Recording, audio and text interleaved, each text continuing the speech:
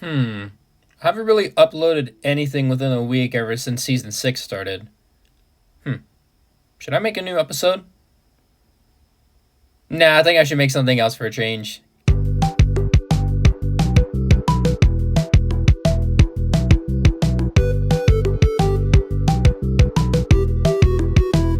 Guys, I know it was FNAF's 10-year anniversary like a week ago, but something else happened in that time and I just completely forgot about it. Well, actually, it happened last month, I believe. But the ECU had turned 5 years old this year. And it actually blew my mind that time went by so fast when this little series was just something fun for a change and now has become its own Plush cinematic universe. So I thought it'd be fun to go down memory lane and share the ideas I had about this series and why it means so much to me.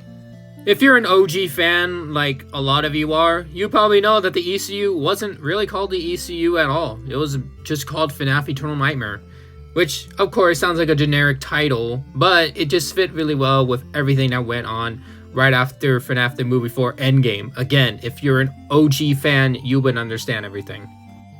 Unlike most series, Eternal Nightmare was fairly different from others that I've ever made. Of course, you have FNAF characters like Roxanne or even the Blacklight plushies, but what made it stand out was just the overall characters, and I knew from the very start I wanted to make them as complex and as well developed as possible. Now, when the start of Phase 1, and yes, I literally just pulled that out of my ass a year ago. So yeah, Phase 1 was just an experimental wave, and just kind of just made some ideas and see how they worked out. And it seemed like a lot of people, including myself, really liked what it was coming to. Again, if you're one of the OG fans, I think we can all agree that Mason, A Whole New Speed was the real start of the ECU by this point, but it seems like we've all forgotten that movie existed, honestly.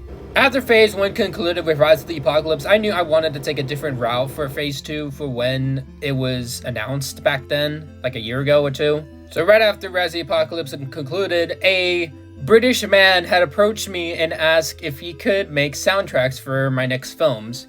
And then Francisca came around, the first film in Phase 2 of the ECU, and this is where ECU became what it is now. It was not only the first film in the Phase 2 genre, but it was also the first film to have its own original soundtrack provided by the GOAT, Mark Taylor.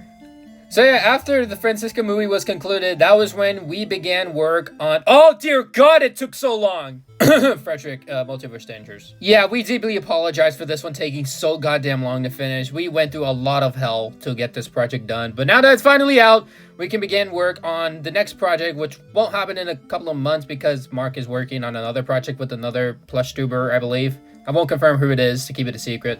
Now, to wrap up this little video about ECU's little history and also what's been going on, thought I'd share some little notes about what's been going on recently and what are the future plans. So, Feel the Thunder reshoot has been finished. It's fully edited. Well, not completely. There's still some tweaks I need to do to it.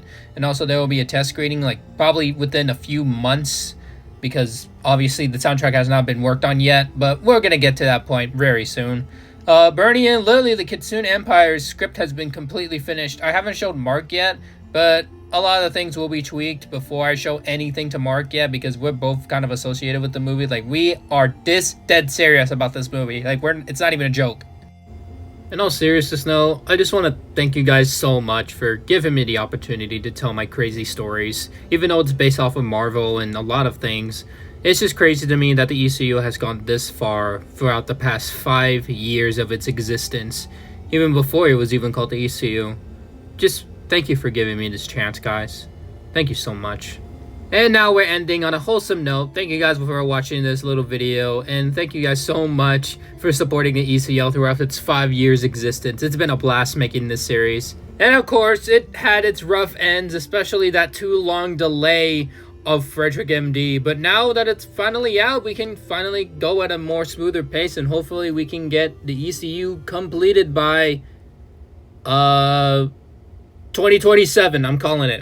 It's gonna end at 2027, guys. I'm calling it right now.